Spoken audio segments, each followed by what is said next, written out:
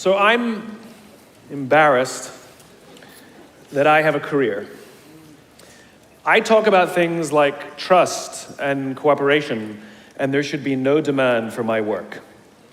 But the fact of the matter is there is demand for my work, which means that there's an opportunity. It means that trust and cooperation are not yet standard in our organizations, and yet they should be, and we know that, which is why we're looking for ways to bring those things to our organizations. So I thought I would do something a little different today. You know, when you're speaking to tens of thousands of people and you have the opportunity to share a message, of course, most rational people would say, let's go with something I've talked about lots of times and I'm really good at, but I'm not normal, so I'm going to do something completely new, and I hope this works out. There are two things that I think that great leaders need to have: empathy and perspective. And I think these things are very often forgotten. Leaders are so often so concerned about their status or their position in an organization, they actually forget their real job. And the real job of a leader is not about being in charge, it's about taking care of those in our charge. And I don't think people realize this, and I don't think people train for this. When we're junior, our only responsibility is to be good at our jobs. That's all we really have to do. And some people actually go get advanced educations so that they can be really good at their jobs, accountants or whatever, right? And you show up and you work hard, and the company will give us tons and tons of training how to do our jobs. They'll show us how to use the software, they'll send us away for a few days to get trained in whatever it is that we're doing for the company. And then they expect us to go be good at our jobs. And that's what we do. We work very hard. And if you're good at your job, they'll promote you. And at some point, you'll get promoted to a position where we're now responsible for the people who do the job we used to do, but nobody shows us how to do that. And that's why we get managers and not leaders. Because the reason our managers are micromanaging us is because they actually do know how to do the job better than us. That's what got them promoted. Really what we have to do is go through a transition. Some people make it quickly, some people make it slowly, and unfortunately some people will never make that transition at all. Which is we have to go through this transition of being responsible for the job and then turning into somebody who's now responsible for the people who are responsible for the job. And as I said before, one of the great things that is lacking in most of our companies is that they are not teaching us how to lead. And leadership is a skill like any other. It is a practicable, learnable skill. And it is something that you work on. It's like a muscle. If you practice it all the days, you will get good at it and you will become a strong leader. If you stop practicing, you will become a weak leader.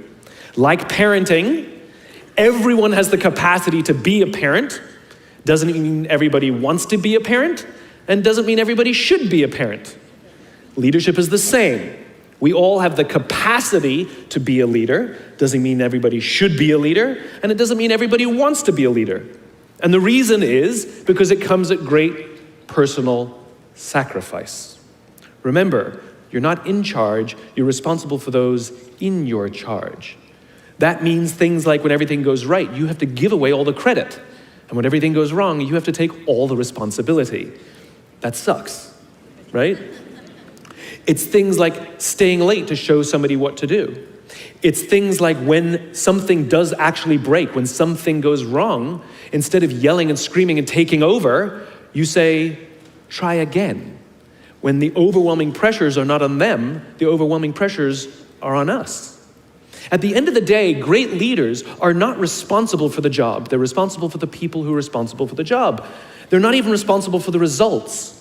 I love talking to CEOs and say, what's your priority? And they put their hands on their hips all proudly and say, my priority is my customer. I'm like, really? You haven't talked to a customer in 15 years. There's no CEO on the planet responsible for the customer. They're just not. They're responsible for the people who are responsible for the people who are responsible for the customer. I'll tell you a true story. A few months ago, I stayed at the Four Seasons in Las Vegas. It is a wonderful hotel. And the reason it's a wonderful hotel is not because of the fancy beds. Any hotel can go and buy a fancy bed. The reason it's a wonderful hotel is because of the people who work there.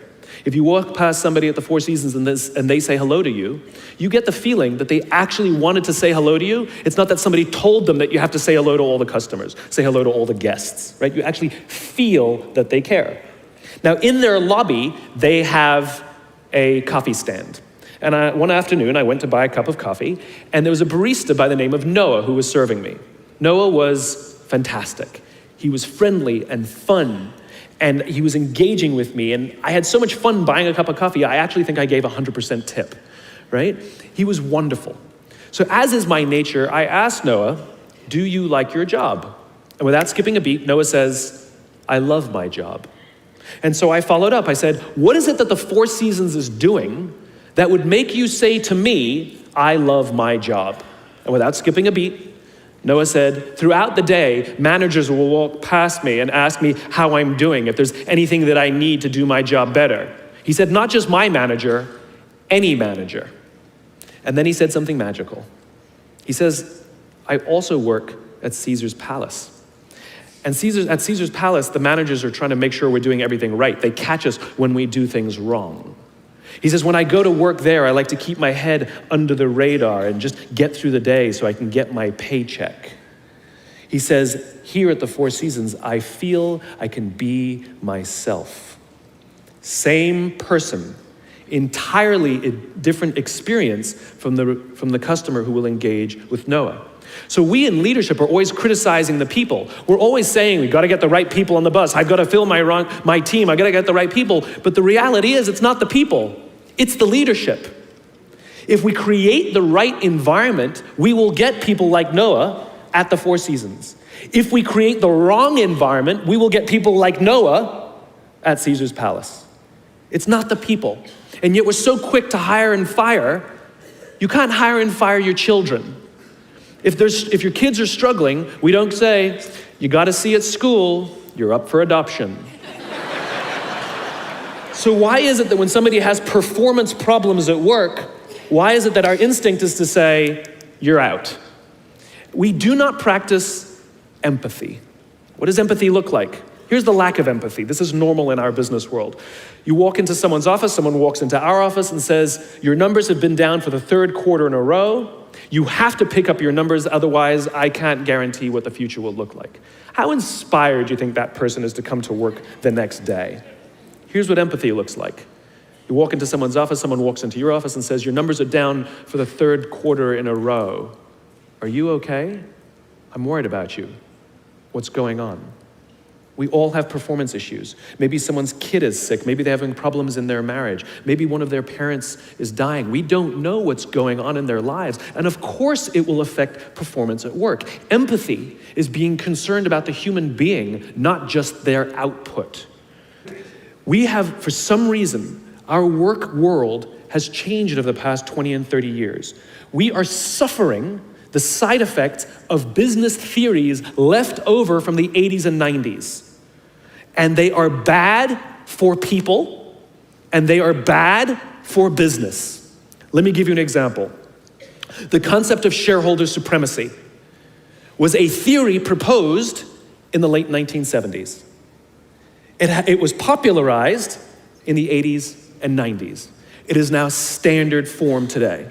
You talk to any public company and you ask them their priority and they say maximize shareholder value. Really? That's like a coach prioritizing the needs of the fans over the needs of the players. How are you going to build a winning team with that model? But that's normal today. We don't even perceive it as broken or damaged or wrong or outdated. Remember, the 80s and 90s were boom years with relative peace and a kinder, gentler Cold War. Nobody was practicing hiding under their desks in school anymore. We are no longer in those times. These are no longer boom years. These are no longer peaceful times, and those models cannot work today. Here's another one. Mass layoffs. Using someone's livelihood to balance the books, right? It's so normal in America today that we don't even understand how broken and how damaging it is, not only to human beings, but to business. You know, companies talk about how they want to build trust and cooperation, and they announce a round of layoffs. Do you know the quickest way to destroy trust and destroy cooperation in a business, literally in one day? Lay people off, and everyone gets scared, right? Can you imagine sending someone home to say, honey, I can no longer provide for our family because the company missed its arbitrary projections this year? And forget about the people who lost their job. Think about the people who kept their jobs. Because every single decision a company makes is a piece of communication. And the company has just communicated to everybody else, this is not a meritocracy. We don't care how hard you work or how long you've worked here. If we miss our numbers and you happen to fall on the wrong side of the spreadsheet, I'm sorry, we cannot guarantee employment. In other words, we come to work every day afraid. And we're asking our youngest generation to work in environments where how would any of us ever stand up and admit, I made a mistake? We're constantly being told, you have to be vulnerable. Leaders are vulnerable. What does that even mean? It doesn't mean you walk around crying, I'm vulnerable, right? No, what vulnerability means is you create an environment in which someone feels safe enough to raise their hand and said, I don't know what I'm doing. You've given me a job and I haven't been trained to do it. I need help. I made a mistake. I screwed something up. I'm scared. I'm worried. All of these things no one would ever admit inside a company because it puts a target on your head in case there's another round. And so we keep it to ourselves. And how can a company ever do well if nobody's ever willing to admit they made a mistake, that's scared, or they don't know what they're doing? And so we've literally created cultures in which every single day everybody comes to work and lies, hides, and fakes. And we're asking our youngest generation to work and succeed and find themselves and build their confidence and overcome their addiction to technology and build strong relationships at work. We're asking them to do this, and these are the environments we've created. We keep saying to them, you're the future leaders. We're the leaders now. We're in control. What are we doing? This is what empathy means. It means if there's an entire generation struggling, maybe it's not them. It's like, you know the only thing the common factor in all my failed relationships? Me. Same thing. Oh, we just can't get the right performance out of our people. Maybe it's you, right? It's not a generation. It's not them. They're not difficult or hard to understand. They're human beings like the rest of us, trying to find their way, trying to work in a place where they feel that someone cares about them as a human being. By the way, that's what we all want. In other words, it's not even generational. It's all of us. This is the practice of empathy, that if we're struggling to communicate to someone, if we're struggling to help someone be at their natural best, I'm tired of people saying to me, how do I get the best out of my people? Really, that's what you want? They're like a towel, you just wring them. How can I get the most out of them? No, how do I help my people be at their natural best? Right? We're not asking these questions. We are not practicing empathy. We have to start by practicing empathy and relate to what they may be going through. And it will profoundly change the decisions we make. It will profoundly change the way we see the world. Someone's driving to work.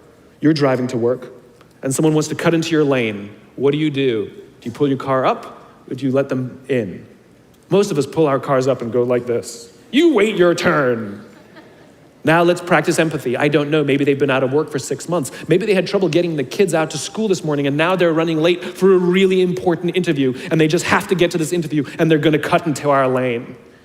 Or maybe they're just a bastard, I don't know. But that's the point. We don't know. We don't know. And the practice of empathy will say, I'll let them in and I'll arrive to work 1 car length late. Right? We don't always have to be right. We don't always have to be in charge. We don't always have to be the one who succeeds. It's not about winning or losing.